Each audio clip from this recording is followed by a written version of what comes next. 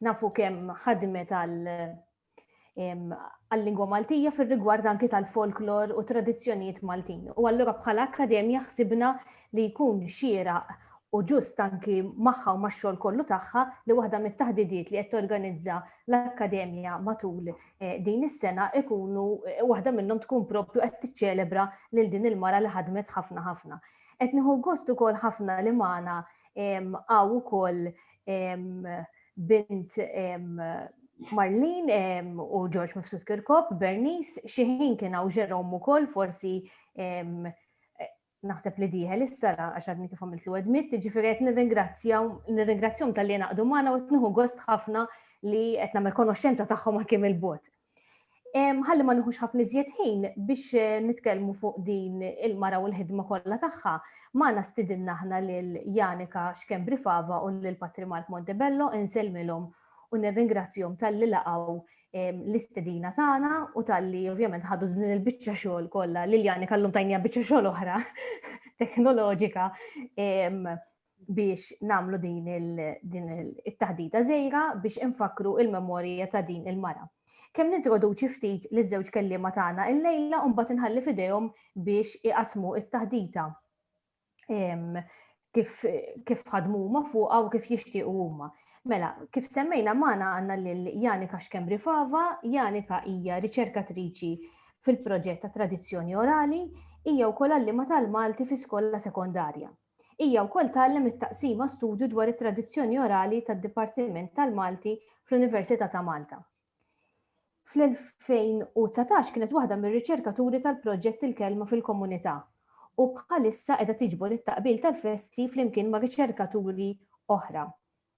Bħala parti mill-proġett Minn fuq l-ispalla, it-taqbil fil-festi.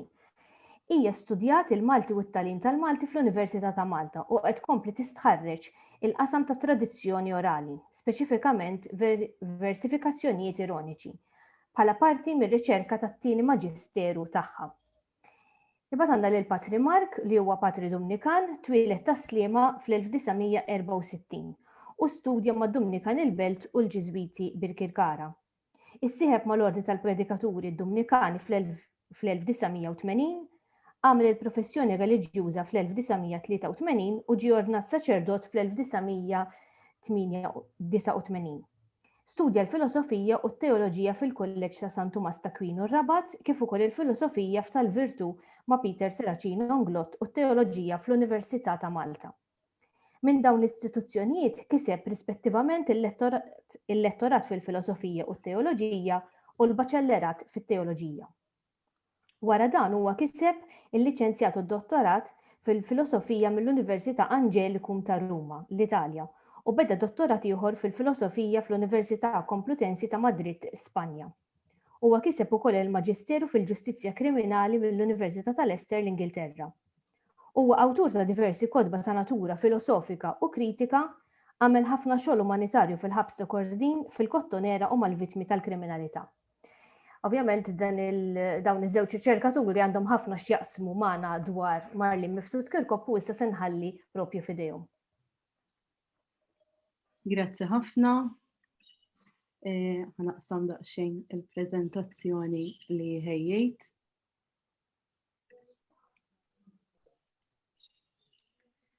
Mela, xi ħaġa żgħira dwar it-titlu, għalkemm it-titlu ħareġ bih Patrimark li laqatni mal-ewwel għax inħoss li verament il-ħrara ta' Marlene ma raqdet qatt f'xogħla sal-aħħar ta' ħajjitha. Niftakar mill-ewwel darba li ltqajt magħha kienet saħritni bi kliema.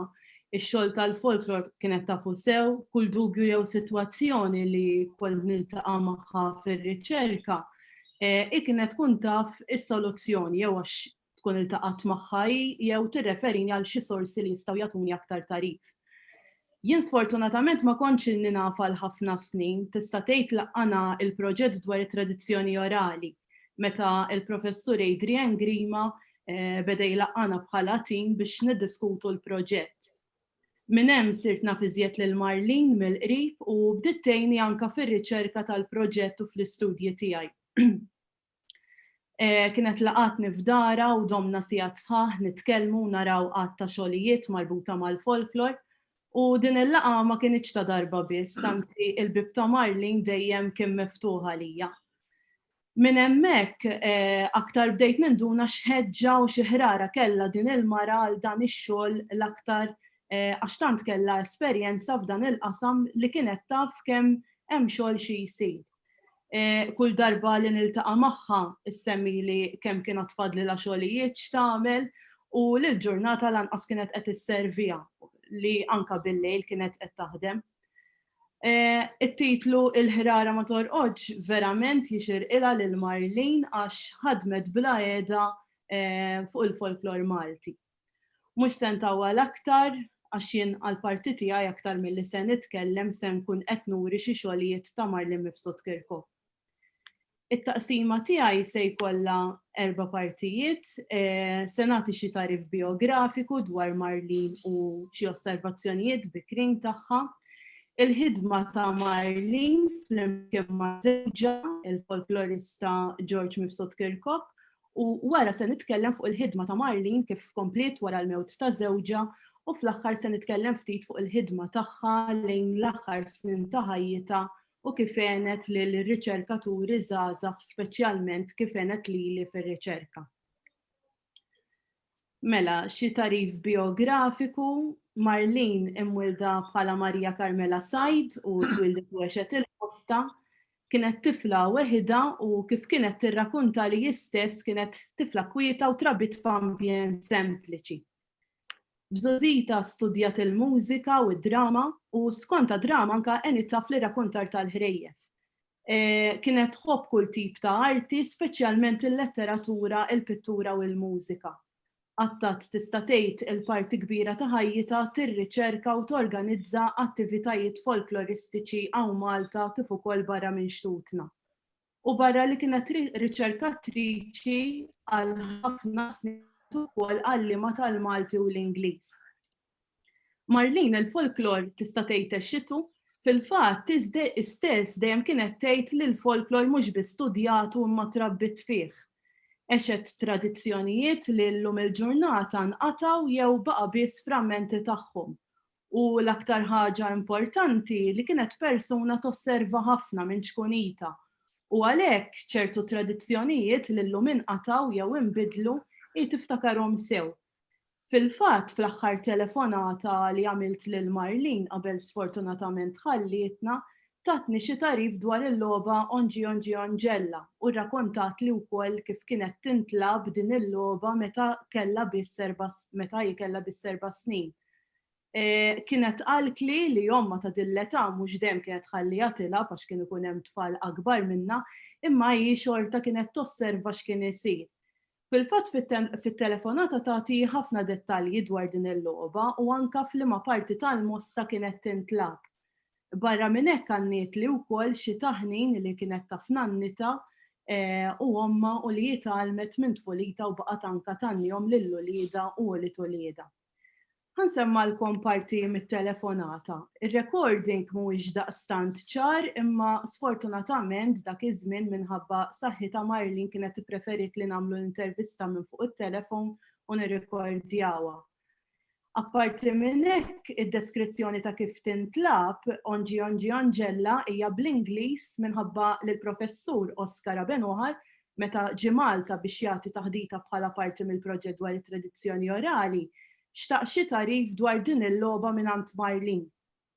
U għalhekk fit-telefonata bdiet tirrakkonta bl-Ingliż biex inkun nista' ngħaddilu l-informazzjoni. Imma t-taqbil qalitu bil-Malti. Naturalment, Marlin qabel ma kien ikollha kollox komplut ma kienx toqgħod u għalhekk kienet ittraduċiet ukoll din Onġi Onġi Onġella u anke taħnin kollu li matul ir-recording. U kienet batit li kollox biex ngħaddihom lill-professur Oscar Abenoħar. Ħansemmalkom ir-recording. Parti minnu. Bħala parti mill-proġett dwar it-tradizzjoni orali tad-Dipartiment tal-Malti fil-Fakultà tal-Arti tal-Università ta' Malta, jiena Jan Kaxkembri Fava, illum il-ġimgħa 3 ta' Lulju 2020 qed inċempel ir-riċerkatriċi Marlin Mifsud Kirkop biex tgħaddilna xi informazzjoni dwar il-logħba Onġi Onġi Anġella kif ukoll se tgħanni xi taħniniet li tiftakar hi.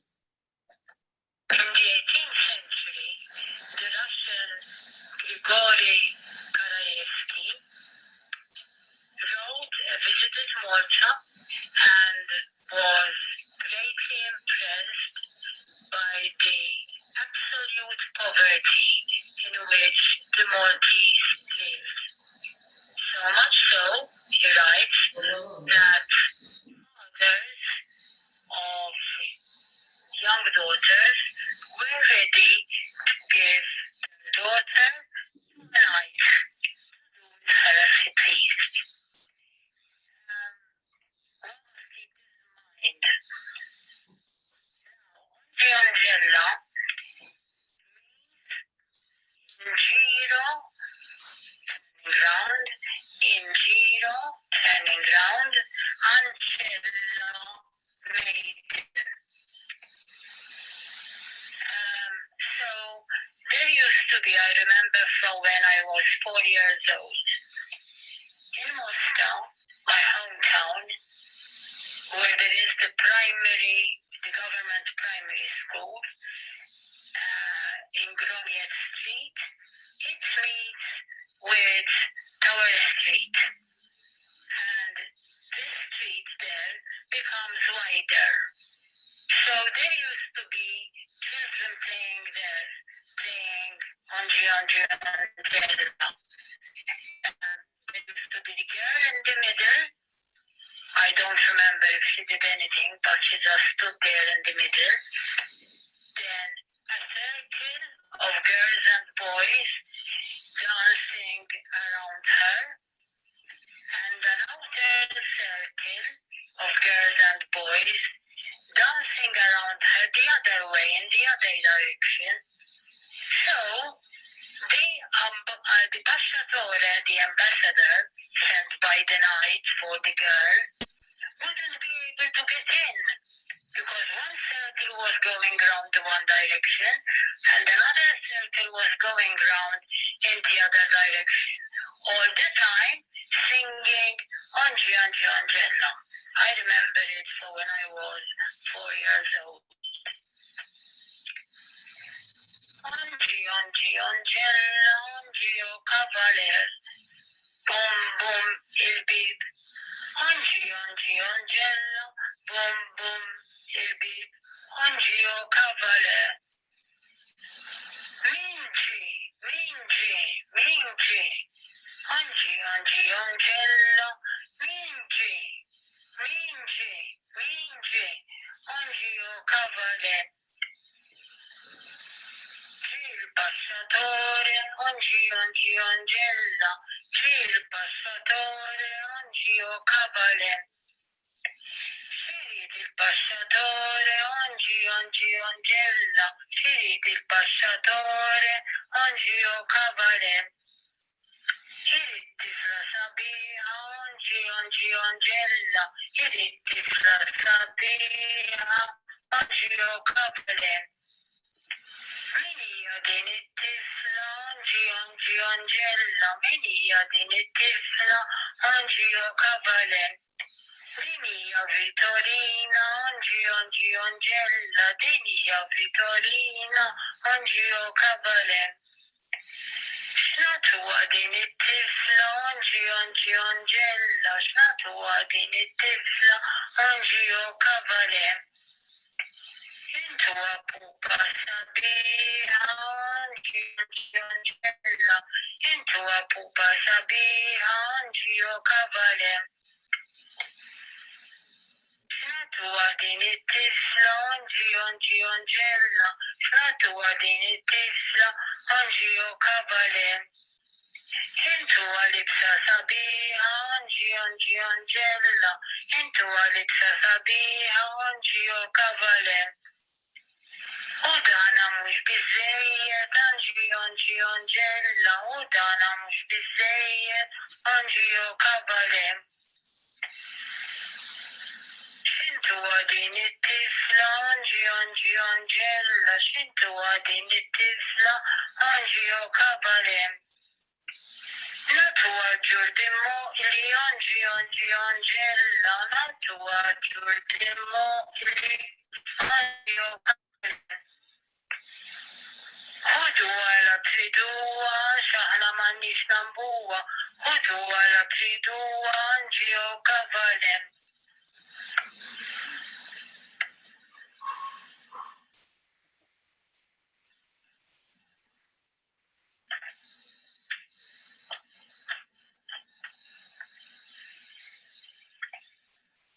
Now I'm going to sing some lullabies. Some of them are hundreds of years old. Oro, toro, tigni,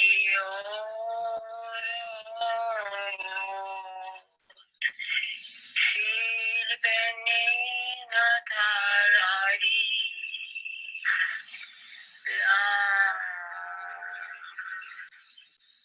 Di como il-Madonna mi sirek Gesù bambina.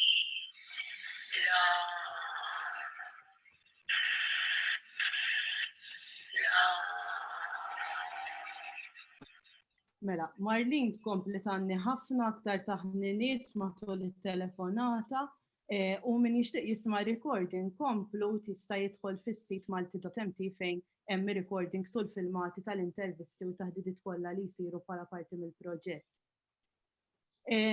Marlene dejjem kienet tgħid li l-imħabba għall-folklor nibtet fiha mit-tfulija tagħha. Dan kienet tgħidu pubblikament anke f'intervisti li kienu jsirula. Ngħidu aħna f'din il-parti minn intervista ma' Marlene fil-programm Minwar. U ma nisfix ngħid, tfuliti kienet ikkulurita minn dal-ġrajiet. Jiġifieri nisma' l-ħrejjef mingħand in-nanna u mommi. Kulħadd isemmi dan il-qtil li kien sar 100 sen ilu qisu sar illum. Allura ħajt ikkulurita x'm'għandix nagħmel. Huwa mod kif iżżomm hija mod kif iżżomm fit-triq tajba sa ċertu punt meta tismagħhom jirrepetuhom. U għax ta' Peppi ta' Tuttu, għax ta' Ġanon, dak kollha kont nafhom. Kont żgħira, kienu jirrakkontawhom li. Kien dan li ħajrek illi tintefa' ħnajr l-ambjent tal-mostra, nirrakkontar nanna tiegħi. Għax in-nanna tiegħi pereżempju ta' 8 snin ħaduha seftura San Ġiljan. Stek, xi ħaġa li kieku qatt ma kien jiġrila talmet taqra u tikteb. Allura kienet kapaċi meta jiena dħalt l-università irrealizzajt meta bdejt nagħmel il-folklor irrealizzajt li l-affarijiet kienet tgħid lin-nanna huma il-ħrejjef ta' Magri pereżempju, il-ħrejjef ta' Magri huma dawn il-ballati dawn iċ-chapbooks. L-imħabba lejn il-folklor baqgħet titqanqal f'Marlene u mill-ewwel pass akademiku tagħha bdiet tistudja ferat mill-folklor Malti. Fil-fatt l-ewwel teżi tagħha tal-baċellerat kienet dwar il-folklor fir-romanz storiku. Imbagħad komplet it-tieni teżi fuq Emotive Index of the Maltese Folktale għall-MA li skont Marlene it-tnejn kienu ħadu l-premju tal-aħjar żewġ teżijiet. Minn dan iż-żmien ukoll bdiet taħdem mal-folklorista Giuseppe Cassar-Puluccino u ma' żewġha l-antropoloġiku George Mifsud Kirkhope. Marlene kienet kburija ħafna li kellha l-opportunità li tistudja u taħdem mill-qrib ta' Cassar-Puluccino u dejjem kienet tenfasizza li talmet ħafna minn għandu u anke minn żewġha. Fil-fatt Marlene għal ħafna żmien kienet taħdem ma' George u qisu f'dan iż-żmien li qed insemmu aktar naraw xogħlijiet ta' Marlene ma' żewġa aktar milli b'mod individwali. Fost ix-xogħlijiet li ħadmu flimkien ipproduċew u ppreżentaw 26 dokumentarju kulturali ta' 45 minuta television, ix-xogħol waħdu jurik u fuq għajnejk, u għar-radju Maltese Folklore in the Modern World u Folk Festival in Malta. Ix-xogħol waħdu jurik u fuq għajnejk kienu għal-qalba ħafna Marlene dejjem kienet tgħidli kemm il-sigħat qattaw jew żewġa biex itellgħu dawn il-programmi, speċjalment minħabba li kien hemm ħafna riċerka diretta għaddejja. Saħansitra anke fuħut mill-programmi wkoll jistqarru kemm ħaditilhom ħin ir-riċerka biex tellgħu dawn is-sensiliet. Marlene dejjem kienet tgħidli li għaliha r-riċerka diretta m'hemmx prezza. Madankollu skonta konna neqsin ħafna minnha għax fiha ħafna impenn milli aktar wieħed jistenna. Skonta tħejjija wiesa fil-kultura tal-post titlob ħafna ħin u dedikazzjoni u dan xorta ma jkunx biżżejjed għax hemm teknika sħiħa kif ir-riċerkatur irid iġib ruħu fil-prattika u jrid ukoll jiddeċiedi fil-post x'jagħmel u x'analiżi joħroġ biha fl-etnografija tiegħu. Skont Marlene l-mod kif issir ir-riċerka huwa billi wieħed jaqbad u jmur fuq dak li jkun u jekk ikun pereżempju qed ifittex fuq it-taqbil jitolbu biex jagħtih it-taqbiliet li jaf. Skont Marlene ftit li xejn b'dan il-mod ikun hemm reazzjoni tagħha għax l-esperjenza għalmita li r-riċerkatur irid jibni relazzjoni ta' fiduċja anke fl-iċken affarijiet żgħar u jekk wieħed irid isib il-materjal jeħtieġlu jiddiskuti il-mod mal-parteċipant biex jagħtih ċans jirrakkonta kif jixtiequ jew aħjar kif imdorri jirrakkonta. Barra minn hekk bid-dialogu konfidenti, Marlene kienet temmen li jista' jwasslek għal ħafna aktar ġbir interessanti billi l-parteċipant anke jista' jirreferik għal xi informanti oħra li jafu jagħtuk tarif akbar milli jkun dak il-parteċipant li tkun għażilt fil-bidu. Marlene u anke żewġa kienu jisħu li l-parteċipanti li tkun se tintervista għandek tiltaqa' ħafna iżjed minn darba, mhux biss biex issir midħla tagħhom u jkunu komdi ikellmuk fuq is-suġġett, imma x'min intervista l-oħra jaf tiskopri affarijiet li l-persuna f'intervista waħda ma jkunx laħaq wassallek jew tarif ieħor li jista' jnebħek. Ħanurikom parti mis-sensiela x-xogħol waħdu jurik li kien ġabar id-Dipartiment tal-Malti u lil quddiem se jkun fuq is-sit malti.mt.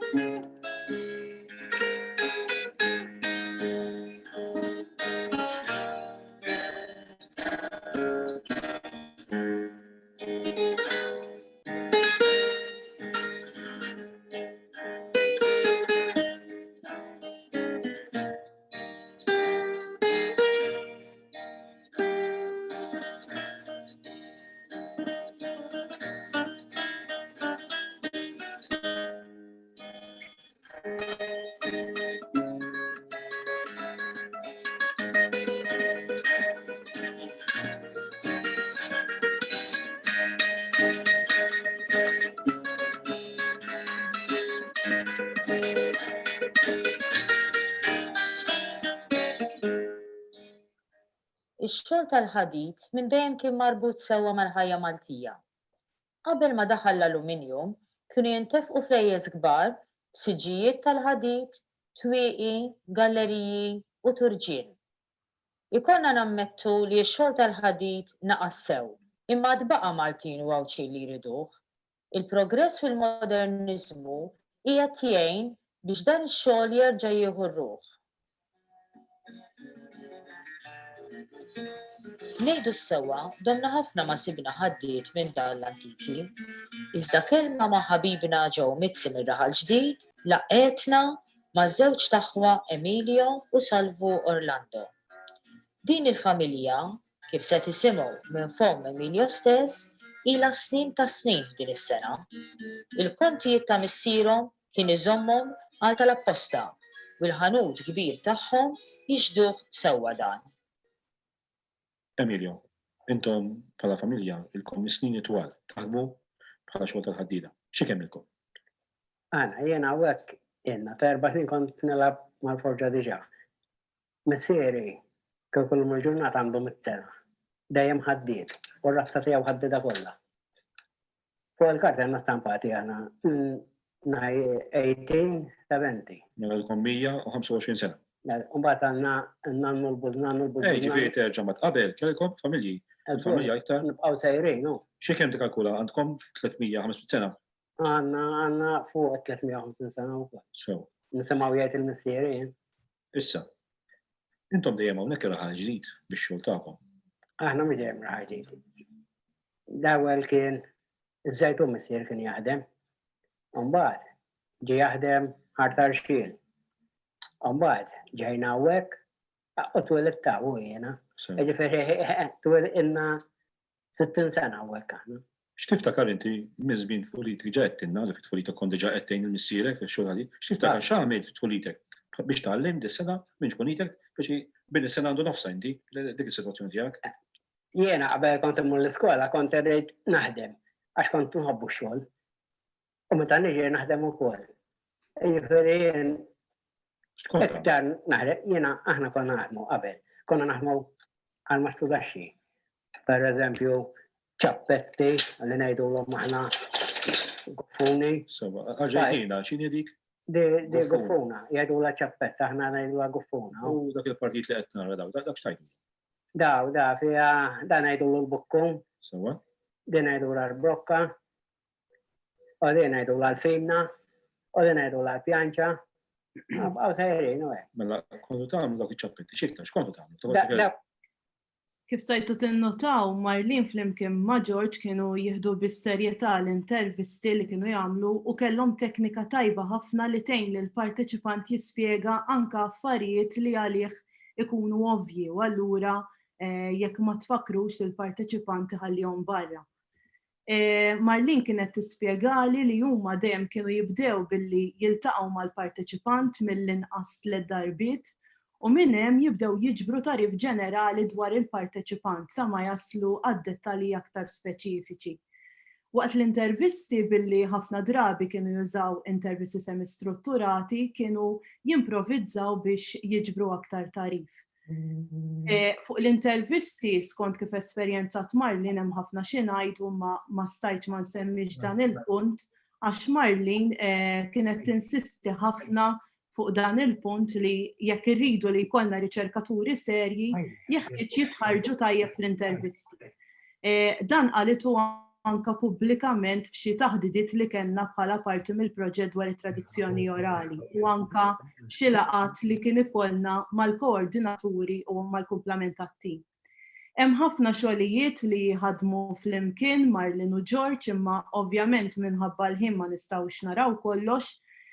Ħanurikom parti żgħira minn programm ieħor mis-sensiela fuq għajnejk fejn Marlin ukoll flimkien ma' żewġa produċiet u ppreżentat dawn id-dokumenti kulturali. Din kienet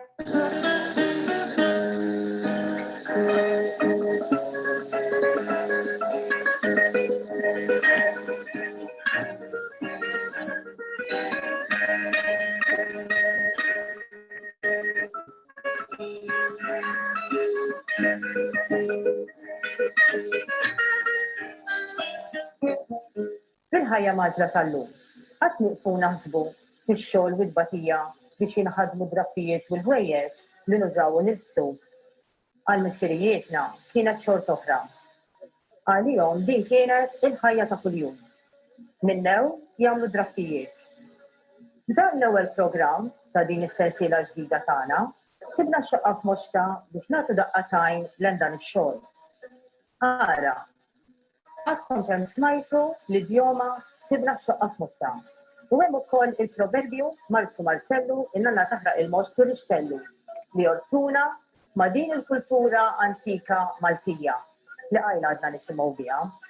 L-insiet jħodna lura is-snin taċ-ċiviltajiet Ċiniżi u saħansitra iċ-ċiviltajiet tal-Lvant Nofsani qabel ma n-new ġie fl-Ewropa.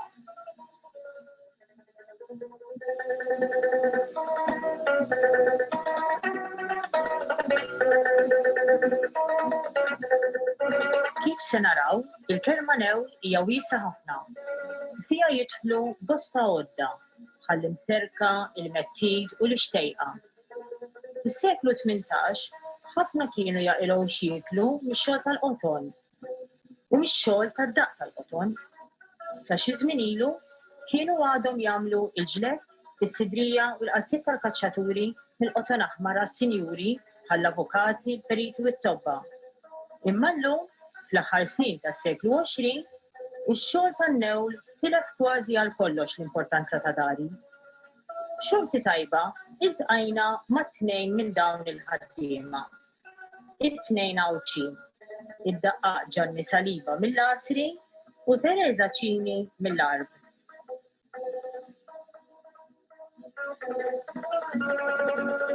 Iż-żmien għamel fuqhom sewwa, imma l-memorja u t-teknika ta' ħidmithom wieħed għadu jista' jħosshom jiġarabhom ta' bilħaq. Ġanni bil-familja trabba fix-xogħol tad-daqq tat-tajjar. Kien jaħdem għad-djar Fawdex, imma l-akbar negozju kien isir ma' Malta. Sewwa sew ma' Cecilia Detta III tar-Rabat tal-Imbina. Ġan, kemm għandek żmien? Dan huwa bistoma mill-ħidma li għamlet Marlene flimkien ma' żewġa sakemm sfortunatament George ħallina nhar it-19 ta' Diċembru tal-2007. Madankollu il-ħrara ta' Marlene ma raqdet qatt u xejn ma kien jaqtala qalba. Min jaf mill-qrib lil Marlene jaf kemm kienet mara determinata taqta' qalba minn xejn. Baqgħet taħdem qatih wara li miżewġa u mhux l-ewwel darba li kienet tirrakkuntali kif kienet issib xi noti li kien ħalla warah George u hi tipprova tara x'rid ikompli. Fil-fatt dan l-aħħar barra li kienet qed taħdem fuq ix-xogħlijiet tagħha minn wara li miżewġa kienet qed taġġorna u tkompli x-xogħlijiet ta' George ukoll. Barra minn hekk bil-kontribuzzjonijiet li għamlu individwi u soċjetajiet li kienu jafu lil George Mifsud Kirkuk, waqfet ukoll fond l-Università ta' Malta biex perjodikament issir taħdita pubblika dwar il-folklor Malti. F'dan iż-żmien komplet anke bir-riċerka tagħha fin-narrattiva popolari, fl-irrakkuntar u fl-ana Malti, b'mod speċjali fl-element kulturali u soċjali fl-ana tal-fatt fejn anke fl-2015 kitbet it-teżi tagħha The Maltese Ballad l-ana tal-fatt, Its Cultural Transition and Social Element li tmexxiet mill-Professur Bernard Mikallef.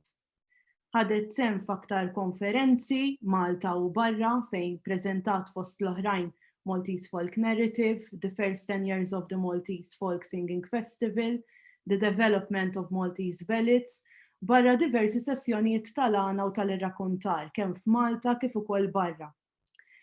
Organizzat ukoll l-attività kulturali Grimani minn qatlu għal Science in the City. U interpretat u traduċit kemm il-darba l-għana u l-irrakkuntar waqt festivals Malta u barra. U flimkien ma' Patri Mark anka ħarġet il-ktib minn Qatell il-Grimani li se jkellimkom aktar tard dwaru Patri Mark. Dawn huma ftit mix-xogħlijiet u l-attivitajiet li organizzat u ħadet sehem fihom Marlene, imma fis-sit tad-Dipartiment tal-Malti fis-sezzjoni Bibliografiji tistgħu taraw ix-xogħlijiet tagħha fejn bħala parti mill-ħidma tal-proġett kienet saret il-bibliografija sħiħa tagħha. Marlene baqgħet taħdem sal-aħħar fil-fatt mhux biss kienet parti mit-tim tal-proġett dwar it-tradizzjoni orali, imma tat dawn l-erba' taħdidiet ukoll li kollha qegħdin fuq YouTube fl-istazzjon tad-Dipartiment tal-Malti. Xtaqt norikom xi siltiet b'xi taħdidiet li tat Marlene bħala parti mill-proġett u għalhekk blajnuna ta' Daniel Bezzina wkoll ħejjejna filmat qasir li juri xi partijiet mis-sem ta' Marlene fil-proġett.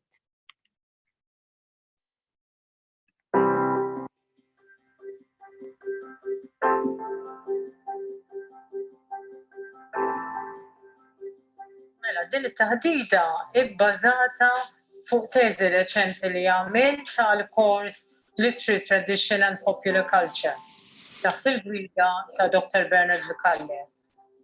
Fajt nagħmel ir-riċerka fuq l-għana tal-fatt u dejjem issib il-ġdid.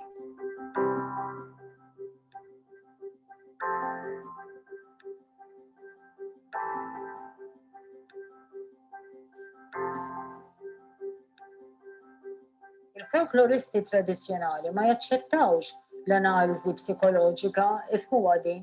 Damu ħafna fl-antropoloġija biex jaċċettaw l-analiżi psikoloġika, pereżempju Bruno Bettelheim, Jack Zipes, damu biex kienu aċċettati. Ir-raġuni hija din. Għax jekk il-folklor jista' jkun spjegat mingħajr referenza għall-individwi, allura m'hemm bżonn tikkunsidra l-psikoloġija tal-individwi.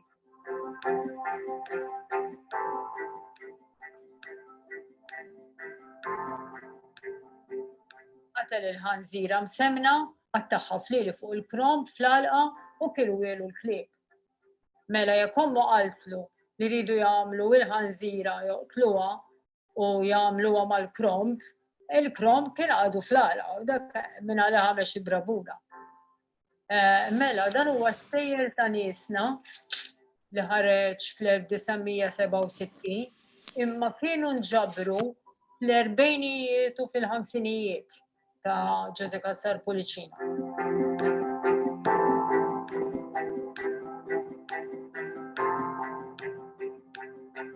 Dominikan sabuħ mejjer, box ridda għada starlet.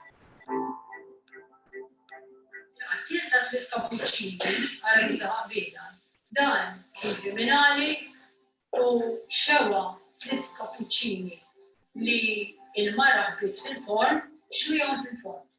U baqdu jwaħlu f'xulxin ta' minn t-tort u il-mara, insomma fl-axar għal ħalli sejjaħ il-ġaħal. Inti ħlira u jħadhom li. Mela, ħaddu wieħed. Ma għalux li hemm tlieta. Mela, x'kien ġilura l-lira? Għallu da ġilura l-kapuċċin, arġamu l-tfu l-bahar. U dak reġa' mar bl-istess lira jitfgħu l-bahar. Raġa' ġilura, għallu erġa' ħudu. U kien it-tielet wieħed ħalles minnhom blira. U ġej lura jiltaqa' ma' kapuċċin ta' veru fuq l-ħmar. U għallu għalhekk, mela qed tasal qabli għax jidħu l-ħmar u jien bil-mixi. U għatlu. Momenti ħelwin ta' Marlin. Marlin sal-aħħar baqgħet u tħeġġeġ riċerkaturi żgħażagħ biex jistħarġu il-folklor bis-serjetà biex dak li bnew George jitkompla. Marlin dejjem kienet tgħid li l-problema ewlenija tal-folklor Malti llum hija d-dilettantiżmu ta' ħafna u d-dedikazzjoni xjentifika tal-waħdiet. U għalhekk għamlet kemm setat sal-aħħar ma' riċerkaturi żgħażagħ inklużjoni biex tispjega din id-differenza u tħeġġiġna nistħarġu l-folklor bis-serjetà. Personalment tatni ħafna pariri ta' kif għandi nagħmel intervisti tajbin u kif għandi nġib ruħi mal-parteċipanti biex ma ninfluwenzahomx, għax anke kif indikajt aktar qabel din hija parti integrali għar-riċerka diretta u biex eventwalment ir-riżultat tal-istħarriġ ikun aktar effettiv. Tatni għadd ta' sorsi u informazzjonijiet dwar il-folklor u metodi etnografiċi fosthom taħriġ kif għandi nagħmel traskrizzjoni tajba ta' intervista fost oħrajn. Barra minn hekk għenet ħafna fil-proġett dwar it-tradizzjoni orali, speċjalment fil-bibliografija tal-protagonisti ewlenin, u Marlin biex tkompli tħeġġiġni kienet ukoll tinvolvini kemm tista' fir-riċerka tagħha u għalkemm ma kellix bżonn imma kienet tħobb tisma' x'naħseb jien.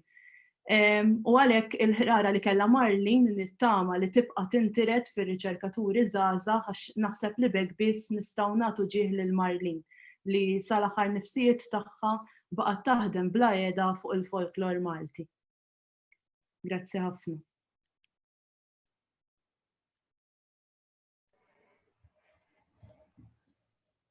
Grazzi ħafna, Janika. Naħseb li tajtna diġà introduzzjoni tajba ħafna u dewqa tajba ħafna ta' Marlin. Naħseb li nistgħu nħallu fidejn Patri Mark biex jagħmel l-intervent tiegħu. Ma baqali xejn xi ngħid issa. Ma baqali xejn, se nitlaq jien. Issa wetna li tgħidilna xi ħaġa, mela xi ħaġa tgħidilna. Ħadd gost nara dawk il-filmati u fakkartni jiena fil-fatt kont l-ewwel darba li tqajt ma' kemm ma' Georgia kemm ma' Marlin, meta kont is-sixth form minħabba li kien jallimni George u meta ma kienx ikun jistgħu li kien ikun spiss mid-dera kienet tiġi u bqajt niftakar tal-imiet u fakkartu bla kont li kienet għalmetna f'dawk iż-żminijiet San Luigi. Qed nitkellmu ġifieri fl-1982. Imbagħad irġajt iltqajt magħha meta evvintat tal-ballata. U qed ngħid hekk għaliex ngħid issew rrid neħles minnha, ma rridx naħdem fuqha l-biċċa xogħol. Kif taraw il-Science in the City hija 2014, daqshekk kienet ilha f'idejha dik il-ballata li kuntattjatni jekk mhux dak iż-żmien ftit wara u ħlist minnha rnexxieli mhux darba, iktar minn darba fil-fatt, sakemm baqgħet tiffittani u mbagħad qabditni b'tali mod li fil-fatt mill-aspett storiku tħalt iktar minna għaliex imbagħad mir-riċerkajna flimkien l-arkivji kollha relevanti f'Malta u mbagħad jiena kont mort ukoll nirriċerka l-arkivji kollha li rilevanti li kien hemm ġo Sqallija. Sqallija għalkemm illum aħna nifhmuha kif inhi llum bil-Palermo issa l-kapitali, Sqallija fil-seklu 18 kienet differenti, x'kien importanti, Agrigento kien l-iktar importanti fil-fatt għalina u allura l-arkivji għadhom maqsumin l-Italja u kien jinvolvi ħafna ġirien. Marlin ma kienx ġiet miegħi imma kienet qed issegwi jum bjum x'qed nagħmel hemmhekk. Il-titlu meta Janika qalt li x'titlu nagħmlu, bil-kemm ħsibt fuq jiena l-titlu mill-ewwel qedtilha din il-ħrara li ma torqodx għaliex il-fittaġni tagħha bil-passjoni nsejħula wkoll kienet impressjonanti. Wara impressjonajt ruħi iktar minix qed nuża kelma għad-doġġ. Għaliex jiena għaraft li Marlin għexet parti kbira mill-ħajja intellettwali u akkademika tagħha għad-del ta' George. U jiena rajt li dan ma kienx ġust ma' naturalment George m'għandu ebda tort u meta kellimta fuqha kienet qalet li hija mlita minn raja dil ħaġa li baqgħet fil-fatt anki fil-programmi li Janika dak il-mod assistenta Marlin u dejjem baqgħet l-assistenta di, dejjem baqgħet fid-del tar-raġel tagħha u għandi ngħid li baqgħet ukoll fid-del tar-raġel tagħha anki wara li miet. Anzi kważi iktar baqgħet sal-aħħar tipprova tippubblika affarijiet li kien beddihom u dejjem baqgħet fid-del tiegħha, però jiena naħseb li Marlin jistħoqilha in her own right li tiġi rikonoxxuta bħala akkademika serja ħafna. Fil-fatt kull ma naf fuq il-ballati u għalmitu li jien ma naf xejn fuq il-ballati li dak li għalmitni. U meta bdiet tallimni u nitkellmu bdejt naraf li din mhijiex xi fera oħra tal-folklor, l-istudju tal-ballati huwa fera speċjalizzata immensament. Janika ġa semmiet xi affarijiet li huma karatteristiċi, naturalment il-kitbiet li għandha Marlene iktar jitlu fid-dettall. Però waħda mill-affarijiet li Janika semmit u li Marlene kienet iffissata fuqha kienet din il-problema tal-kontaminazzjoni li r-riċerkatur jikkontamina il-materjal li qed jiġbor. U din kienet xi ħaġa għalija impressjonanti għaliex jiena 6 solt kienet inti tmur tirrekordja għal xi ħadd imma il-fatt li hu jaf li inti qed tirrekordjah diġà qed tikkontamina x-xogħol. Għaliex fil-fatt Marlene anki f'Tagrimani meta tagħta lill-għannejja, l-għannejja ivarjaw skont l-udjenza tagħhom u skont min qed jisma' u skont fiex kienet issirdi.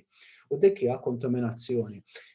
Tagrimani wkoll li nkitbet li hija xi ħaġa straordinarja li min kitibha semaħħa minn ġo triq u kitibha ukoll jiena kont naħseb li hija ħaġa sempliċi ħafna, sempliċiment tisma' xi ħadd janni u inti tikteb, imma fil-fatt l-għannej meta jkanta meta janniha t-tieni darba u t-tielet darba, kull darba jibqa' jibdel il-ħaġa.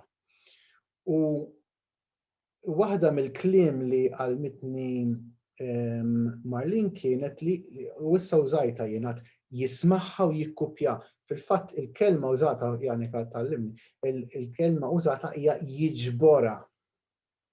U jiena sakemm drajt nużad il-terminu kien diffiċli. Imma kienet il-kelma jiġbor. Jiġbor, isu xi ħadd waqqa xi ħaġa u inti sempliċement tiġborha. U hemmhekk ukoll hemm affarijiet tekniċi. Li għalmitni Marlene kienet il-sensittività kbira li għandu kollu riċerkatur tal-ballati. Għaliex jekk m'għandux sensittività kbira għal dak li qed jisma', għal dak li qed jara u għal-materjal biex jaraf li hemm materjal fil-fatt, allura ma jagħmilx biċċa xogħol, anzi kważi iktar jagħmel ħsara. U qed ngħidlek għaliex Marlene kienet konxa ħafna u lili għamlitni konxa ħafna ta' kemm intilef xogħol fl-imoddi għaliex ma kien hawn ħadd jew kważi ħadd li jiġbor dawn il-ballati. Għaliex għax ma rafhomx, pereżempju, Onġella konna nkantaw meta konna żgħar, aħna nilagħbu għax qatt ma ġietni frasi li din hija xi ħaġa importanti. Imma fil-fatt l-istudju ta' dawn l-affarijiet, speċjalment tal-ballati, f'Malta għadu ċkejken ħafna mhux għax hu fil-fatt ċkejken, imma għaliex intilef ħafna xogħol. Jien naħseb li dak l-ispirtu ta' Marlene, dik il-ħrara ta' Marlene li ma torqodx importanti. U ġieli laqqas ħallitni norqod wara kollox, għax dik qed ġieli ċempilli f'xi 11 ta' bil-lejl għax tiġiha f'rasha li Grimani ma nafx ġaralu. U ċempelament ta' x'ħenu. Se noqogħdu nitkellmu Grimani f'nofs ta' lejl.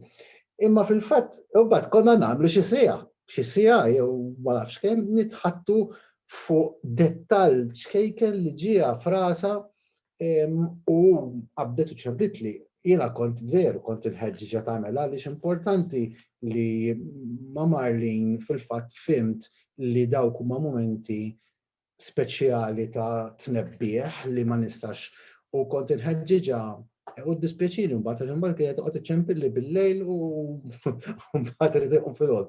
Imma dawk kienu mumenti prezzjużi jiena tafu intom dan ma baqax iktar ktieb, dan sar passjoni ta' bejnietna, ġeddidna ħbiberija, għas konna ħbieb kienet teacher tiegħi. Imma bdejna ħbiberija li baqgħet mbagħad wara kemm meta konna niltaqgħu barra ħabba il-mart li kien ikollha u anki meta konna niltaqgħu id-dar. Waħda mill-affarijiet li ġiex affarijiet ta' malajr. Issemmit ħafna li Marlene hija riċerkatriċi. Janika, dejjem żiedet magħha riċerkatriċi indipendenti. dejjem użat din il-kelma ma' riċerkatriċi. Għaliex dejjem kienet tifhem li il-qasam tal-akkademja bħalma jafu akademiċi oħra sħabi mhux dejjem magħmul mill-ħbieb u mhux dejjem magħmul min nies li jridu jgħinu. Imma hi kienet indipendenti, kienet iżomm li nanfisha qrib biżżejjed imma mhux biżżejjed biex jiġi kompromess ix-xogħol tagħha. Kienet mara ta' rasa qiebsa nista' ngħid għaliex anke meta jiena fl-istupitaġni tiegħi ma fimx xi ħaġa u nkun irid nawġilha idea biex tiġi kif irida jien u mhux kif trida hi, kienet tibqa' tinsisti u anki jekk imbagħad taċċetta l-verżjoni tiegħi, imbagħad kienet toqgħod tippesterjani u sakemm ikolli bil-fors nibdilha. Għax kien ikollha fil-fatt raġun. L-istint tagħha fuq ċerti affarijiet kien ikun korrett u sal-lum f'affarijiet fejn kellna x'naqsmu kemm mal-ballata straordinarja ta' Grimani u kemm ma' xogħol ieħor kull fejn ma tajtx każ l-istint ta' Marlene għadni sal-lum jiddispeċini li fil-fatt ma għamiltiex għaliex kellha raġun. It-tieni ħaġa li xtaqt ngħid hija Marlene dejjem insistiet li kull ballata fiha element ta' protesta. U din għalija kienet xi ħaġa ġdida li ipprovajt nirreżistija billi nara ballati antiki li istess kienet tikkwota li jidhru innoċenti ħafna, jidhru li m'hemmx protesta mentri fil-fatt naħseb li kellha raġuni. Dejjem hemm element ta' protesta u allura hawnhekk issa qegħdin nitkellmu mhux biss mill-lat folkloristiku u kulturali imma anke mill-lat politiku. Il-ballati għandhom aspett politiku huma protesta kontra xi ħadd, ħafna drabi il-ballati għaliex jiġu minn taħt, jiġu mill-underdog, jiġu minn nies sofferenti qegħdin joħolqu protesta fejn fl-ispazji ta' fejn jistgħu. Ta' Grimani kienet qed tiġi kantata kważi esklusivament il-belt, fit-taverni tal-belt u hemmhekk kien il-pjazza tal-poplu, tal-plebisċit li qiegħed jagħmel protesta kontra kif ġie trattat il-mewt ta' dan Grimani. Dak xtaqt ngħidha wkoll.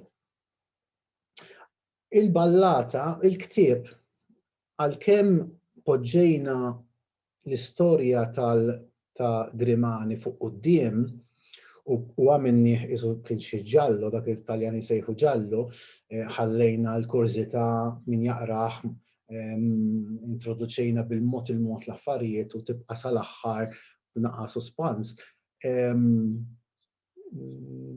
Fil-fatt il-ktieb mhuwiex fuq Grimani, mhux minkejja x-xogħol li ħadna kemm fl-arkivju tal-Inkwiżituri u tal-Grandmastri u rajna ma' Leaferlu Dunġwan il-dokumenti oriġinali kemm fil-librerija pubblika tal-Belt fejn sibna l-għajnuna kollha u kemm fl-arkivji ta' Sqallija, però l-istorja mhijiex il-ktieb mhuwiex storiku, il-ktieb huwa storiku ma mhux dak huwa l-importanti. L-importanti hija l-ballata. U l-ballata hija xi ħaġa straordinarja din inġabret kważi in real time waqt li qed tiġi qed tkun kantata din laqas l-istorja kollha ma kienet għadha żviluppat meta ġiet kienet għaliex mill-istorja mill-ballata tkun taf l-istorja ta' Grimani u l-investigazzjoni f'liema parti kienet waslet. U nistgħu ngħidu kważi bl-eżatt f'liema ġimgħa ġiet miġbura mill-fom l-Annej. Hija xi ħaġa straordinarja ma teżisti ebda każ bħala fl-istorja tagħna u l-fatt li hija ta' perjodu tant interessanti li sibna aħna jagħmilha speċjali. Kieku m'hemmx dak l-isem lettur Grimani fil-ballata ħadd ma kien ikun jaf li fil-fatt il-ballata hija fil-fatt storika. Għaliex il-ballati mhux bil-forsi ikunu storiċi, naturalment, jistgħu jiġu fuq xi ħaġa is-suġġett tagħhom għalkemm ikunu qegħdin jagħmlu protesta kontra xi ħaġa, imma f'dal każ hemm indikazzjoni li tal-isem u kien l-isem li imbagħad wassal biex insibu min kien u x'ġara u kif spiċċat l-istorja kollha. Hemm affarijiet oħra li fil-fatt mhumiex inklużi fil-ktieb kemm għaliex skoprejnihom wara u kemm intuizzjonijiet li ma stajniex niżviluppaw dak il-ħin. Kull ma rrid ngħid iktar biss x'kien hemm pendenti li kienet titkellem fuqhom Marlene. L-ewwel nett ngħid li Marlene kienet riedet li nagħmlu l-pubblikazzjoni bl-Ingliż. U r-raġuni ma kienx biex ikun hemm verżjoni bl-Ingliż imma minħabba l-kuntatti estensivi li kellha fis-Sqallija speċjalment u fil-bqija tal-Italja. Jiena ma kellix l-appetite u laqqas il-ħin li nagħmel din it-traduzzjoni anke għaliex jiena rrid nieħu triq twila billi il-traduzzjoni ma tiġix sempliċement taqleb għal Malti dak li ktibna għaliex il-gost kien spiċċa u allura rrid niffurmalawh mod ieħor. Mentri hi qalet le ejja nagħmlu traduzzjoni tiegħu u daqshekk. U fil-fatt Marlene għamlet it-traduzzjoni kollha waħedha. Jien għandi il-kopja tagħha u jien nixtieq li ngħaddiha lilkom għax intom li qegħdin fuq il-ballun hawnhekk mhux jien u dan ix-xogħol tagħha irid ħafna, irid l-editing, naturalment, l-editjar tat-tekst, imma hi lestit kollu, lestit il-ktieb kollu bl-Ingliż u jien nixtieq li xi ħadd Janika, jidri xi ħadd Sergio jieħu intihulkom, jiena m'għandix problema biha, intihulkom u taraw tistgħux speċjalment għal dawk li interessati fil-ballati fix-xogħol tagħkom barra minn Malta ikolkom xturuha. Aħna kellna il-pjan li anke nagħmlu ġo Wikipedia nagħmlu almenu paġna fuq Grimani, imma fil-fatt qatt ma rnexxinna nagħmluha, ma rnexxinix ħabba l-ħin ma minniex. Imma din it-traduzzjoni kienet ħadmet ħafna fuqha Marlene l-estieta u jien nixtieq li ngħaddiha lilkom ħalli taraw tistgħu xi ħadd ma nafx tagħmlu biha, forsi tibgħamluha online wara kollox, m'hemmx għalfejn tkun print bil-fors. It-tieni ħaġa li xtaqt insemmi pendenti li Marlene kienet issemmi spiss kienet il-kuntatt li kellha ma' Riyad Soppardi l-ambaxxatur tagħna ġo Brussell. Qatt jidher li għadu għand Riyad Soppardi, ambaxxatur fi Brussell, hemm korrespondenza ma' Marlene fuqha din għaliex mid-dera kienu se jtellaw se jorganizzaw xi ħaġa ġo Brussell relatata mal-ballata ta' Grimani.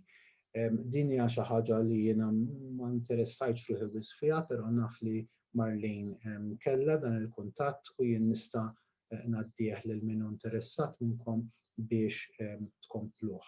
It-tielet ħaġa li iktar forsi ħaġa importanti hija l-arkivju ta' George u Marlene.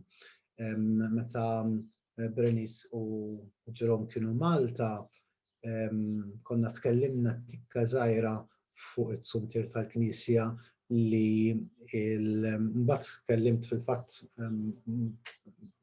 miegħek naħseb Bernice u anke ma' Jerome żgur li l-karti kollha jiġu mogħtija lill-arkivju tal-Università. U sa fejn naf jien konna ftemna li peress li ma jidhirlix li ġejtu lura Malta minn dak iż-żmien law, li kif se jiġi jidher li Jerome kien qal li kif se jiġi Malta jikkuntattjani biex naraw dan it-trasport kif jista' jsir. Jien nixtieq naħles minnha din ir-responsabbiltà fis-sens ta' jien għaliex naturalment ma nafx meta se tiġu Malta forsi 6 xhur oħra, forsi 3 xhur, forsi sena, Nixtieq li l-ftehim ma jibqax miegħi għaliex din mhix ħaġa tiegħi, imma jsir magħkom ma' Janika, ma' Adrian, mad-dipartiment, ħalli fil-fatt dan iseħħ. Importanti li l-karti kollha, anki li forsi intom Berenice u Jerome ma tqisuhx importanti, jgħaddi kollu kemm hu, jiġi maħżun kollu kemm hu ġo kaxex biex imbagħad xi ħadd il-qudiem jitħajjar, jikklassifikah u jarah. Imma importanti ħafna naħseb jien li dan ix-xogħol ma jintilefx.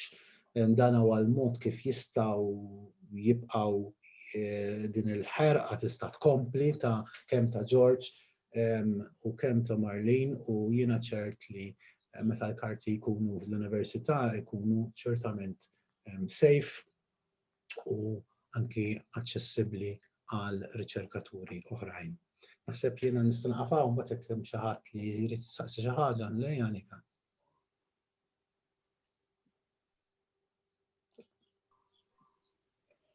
Grazzi, Pater. Sorry. Iva, Bernice, tista' titkellem. Grazzi Father Mark l-ewwel nett. Jienu ġerma qegħdin nippjanaw biex niġu din is-sena, ġifieri saħansitra Ġunju u Ġulaj, ġifieri. Imbagħad nċemplulkom u tistgħu tieħdu kollox. Għalhekk jien naħseb tista' xi ħadd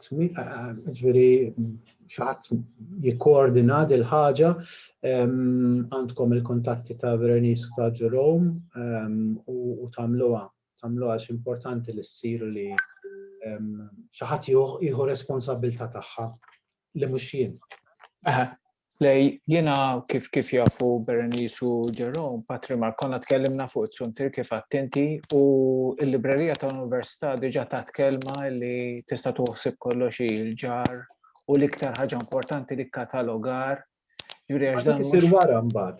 Eżatt, jiġifieri importantissimu illi jiġu jien m'għandix dubji li diġà huma organizzati. Illi ma tintilifx dik l-organizzazzjoni u mbagħad jiġu maħżuna b'mod illi r-riċerkaturi jkunu jistgħu jfittxu fihom b'ċertu ordni ħanajdu hekk.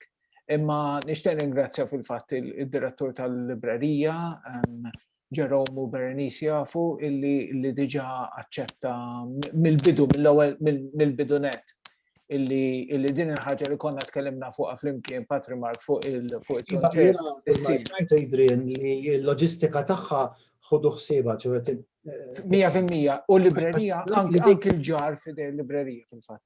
Dik kull ma jonqos, ġifieri meta Berenice tkunu ġejjin Malta tikkuntattjaw l-Adrian li naħseb. U grazzi b'mod speċjali lil Berenice u lil Jerome tad-disponibilità tagħhom matul dal-proċess kollu fil-fatt. Problema, ġifieri, aħna nifirħu jekk ix-xogħol tal-ġenituri tagħna ikun ġifieri kompli hu. Bla dubju. Esattament, proset. Bla dubju. Grazzi tal-programm sabiħ li qed tagħmlu. U l-istess traduzzjoni għall-Ingliż nista' ngħaddiha jew lilek jekk tgħidu lil min ngħaddiha, ngħaddilkom kif tagħti li m'għandix diffikultà li intom tużawha. L-iktar għal dan l-iktar ħalli l-kuntatti ma' barra jkollhom x'jaqraw, taf kif?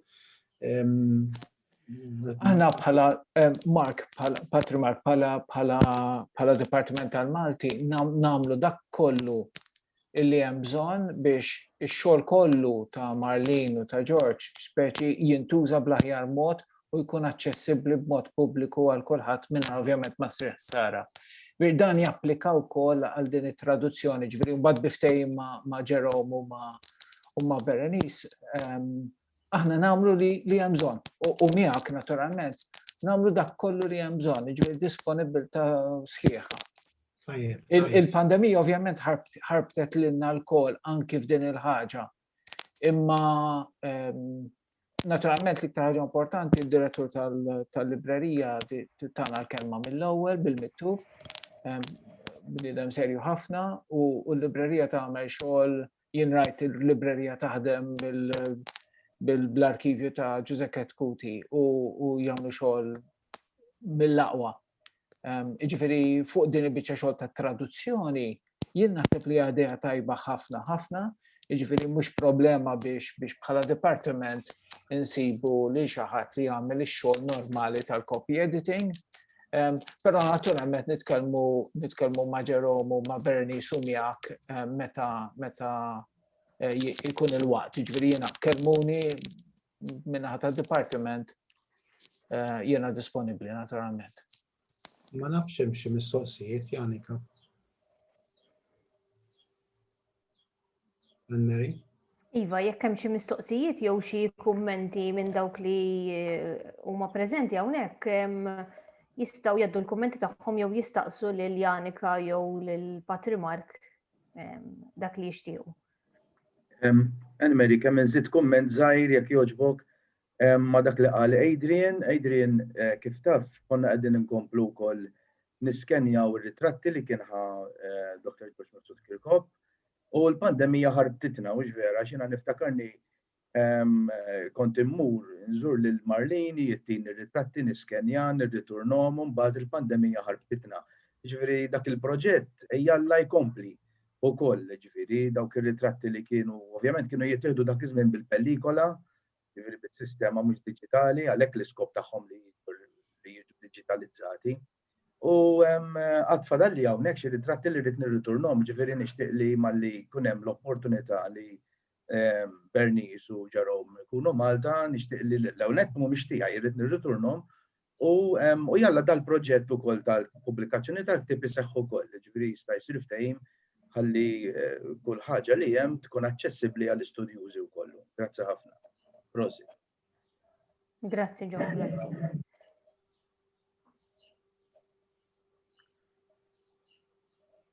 Grazzi tax-xogħol, Joe. Għax kien fihom biċċa xogħol kbira daw ritratti. Ta' xiex kienu daw ritratti jekk jogħġbu? Daw kienu ritratti li kien George marbutin mal-folklor, ġifieri għodot antiki, għannejja, kollezzjoni sabiħa ta' għana, għodot, karozzi antiki, minn kollox, ġifieri kollox, kull ma u taqbad ukoll lajn introspettiva tiegħu. Iva, il-mod ta' kif kien jieħu ritratti, kien joqgħod attent li joħodhom mhux l-aspett artistiku, imma iktar biex kemm jista' jkun jiġbor b'dak ir-ritratt tifkira tal-oġġett li jkun. Interessanti. U hemm mijiet ta' ritratti, ġifieri, jiena naħseb mhux żgur il-ħaqt id-diġitalizzajt ġifieri kwart minnhom. Barra minn hekk hemm ukoll it-tapes. Ġifieri dak ukoll iridu jiġu diġitalizzati, hemm ammont kbir mhux ħażin ta' tapes. Però każett ġifieri ma naqtawx qalbna minnhom, mhumiex real tapes, huma każett u li llum għadna fil-ħin li dawn niddiġitalizzawhom. Hemm ħafna xogħol, ġifieri. Mhux impossibbli. Ħafna ħin, imma bil-perseveranza u bil-interess nimmaġina li naslu nagħmluhom. Interessanti. Tajjeb ukoll nkunu nafu bihom qishom dawn l-affarijiet biex ma kemm jista' jkun kif dejna ngħidu qabel ma jintilfux. Ġifieri huwa materjal li kemm jista' jkun anke b'rispett lej il-ħidma kollha tagħhom dak ix-xogħol kollu li jagħmlu matul ħajjithom aħna nżommuh ukoll kemm għalilhom kif ukoll għal quddiem mhux hekk. Eżatt. Ma nafx jekk hawn xi kummenti minn xi. Jien kumment l-aktar għax Marlin inħoss li isni xtaqt nagħmlilha xi ħaġa dejjem għax meta titkellem magħha dejjem trid tagħlemek. Vera, once li tkun teacher, dejjem teacher. Naf xi ġifieri għax dar konna isna skola, missieri kien teacher u dejjem irid jgħallem u jirrepeti u jagħmellek revision. Imma kienet tiskantani li mhix xejn kienet tagħlemek. Sirt nafha mit-traduzzjoni orali.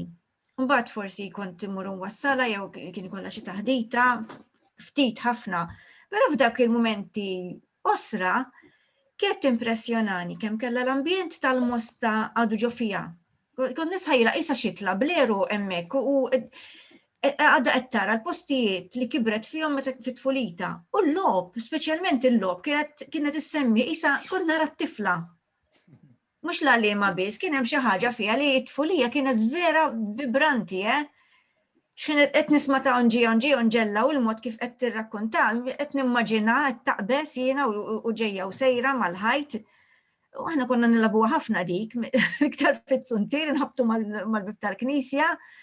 Hija xi ħaġa impressjonanti għalija li u l-mod kif kienet tgħaddi għal ħaddieħor għax jiena qatt malmitni.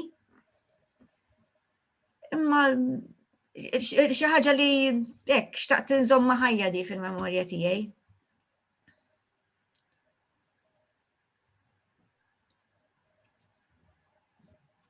Nista' ngħaddi kumment jekk jogħġbok. Iva Phyllis mela le. Mela, jiena nista' ngħid li jiena kont it-teach tagħha Marlene. Għax jiena konna kors flimkien, hi kienet Honorsina General, hi kienet xi 3 snin ikbar minna x'kienet diġà ħadmet għamlet xi xogħol, imma aħna konna ħbieb u fsidnitni għat-teach. U kien sar l-università u il-shoot il-shoot tagħha kien Castel Pulicino. U hemmhekk rajt kif kienet żewġet il-ħajja tagħha mal-passjoni qisha tagħha xi hija għaliha kienet passjoni dik. Il-xogħol tagħha kienet passjoni. U issa żewġitha mal-ħajja tagħha in ġenerali. Għaliex daħlet lil Castel Pulicino qisu ġol familja. Kien qisu parti mill-familja tagħha. Kont inħobba ħafna lil Marlene jiena. Kienet vera bniedma kienet ġentili u kienet kif qalet Rita dejjem tittalmek, dejjem tgħidlek xi ħaġa. Għamil żmien ma rajtix u rġajt għamilt kuntatt magħha f'daw il-laqat li konna nagħmlu tal-orali u rġajt impressjonajt ruħi kemm baqgħet tistudja u kemm baqgħet taġġornata. Dak dik li qed. Grazzi ħafna Phyllis. Fil-fatt isu l-idea li anke nagħmlu din it-taħdita propju ġiet anki bejnietna fl-akkademja. Il-fatt li din kienet riċerkatriċi mara u għal-fatt li di ħadmet f'qasam li ħafna midrabi kien ikun qasam li jiddominat mill-irġiel fl-istudju u l-fatt li kienet mara li baqgħet kif qed ngħidu, kif tafu ħafna minnkom li tafuha b'mod personali. Baqgħet qisha taħdem kontinwament, ġifieri, anki jekk kien hemm żmien li kienet fid-del ta' żewġa George Mifsud Kirkop fix-xorta, imma baqgħet għaddejja wkoll bl-affarijiet tagħha anki wara mewtu, eċċetera. Ġifieri naħseb li kien jistħoqilha wkoll din il-ftit mumenti min-naħa tagħna bħala akkademja li nagħtuha ġieħ u niċċelebraw propju il-ħidma kollha tagħha u il-fatt li kienet dejjem qiegħda temmen mhux isu fil-potenzjal tagħha biss imma f'dak kollu li għatemmen barra fil-rigward ta' Malti u folklor, eccetera, li tixtieq tiġbru u żommu. Ma nafx jekk hawn xi ħadd li jrid jgħaddi xi kumment. Nixtieq inkompli miegħek għaliex ġa tkellimta ma' Jani Kadi, meta jiena għadt li għexet parti kbira mill-ħajja akademika tagħha għad-del ta' George, waħda mir-raġunijiet kienet din li hija mara. U l-inġustizzja tagħha. U r-raġuni kienet u hija għamlitha wkoll u kont nifhem li hija għamlitha minn raja di għaliex ma rriditx twaqqa is-serjetà tas-suġġett. Ir-raġuni kien li mara ma tittieħedx bis-serjetà u allura is-suġġett li fuq qed titkellem mhuwiex serju. Jiena għandi impressjoni qawwija u di veru nħossha jien għaliex nara tħassra li Marlene kienet taħt dan id-del meta suppost kellha għalfejn tkun freestanding għaliha, imma li kieku ma kienx hekk is-suġġett li provaw kemm tintroduċi u George flimkien għaliex kienu jaħdmu fil-fatt bħala tim, ma kienx jittieħed bis-serjetà li kieku Marlene ippreżentatu għaxi mara. U din hija xi ħaġa li hija kulturali sejħela li trid imma hija xi ħaġa inġusta, ħaġa li tiġri rikonoxxuta li fil-fatt hija ħasra u dnub li ġara hekk fil-fatt. Tajjeb, ma nafx hekk hemm xi kummenti oħrajn min-naħa ta' xi ħadd, jekk fil-każ inkunu nistgħu nagħlqu hawnhekk, ma nafx jekk qed fadal xi ħadd xi kommenta. Thank you. Grazzi ħafna lil Patrimar, grazzi ħafna lil Janika, grazzi ħafna lil Rita wkoll li kkoordinat magħhom ma' Janika u ma' Patrimark fuq din il-biċċa tax-xogħol, ovvjament lil sħabi kollha tal-Kunsill li b'xi mod għenu biex din it-taħdita tirnexxi. Nirringrazzja lilkom kollha tal-interess tagħkom u ħadd gost ħafna li kien hawn magħna Bernice u Jerome ukoll għal din it-taħdita.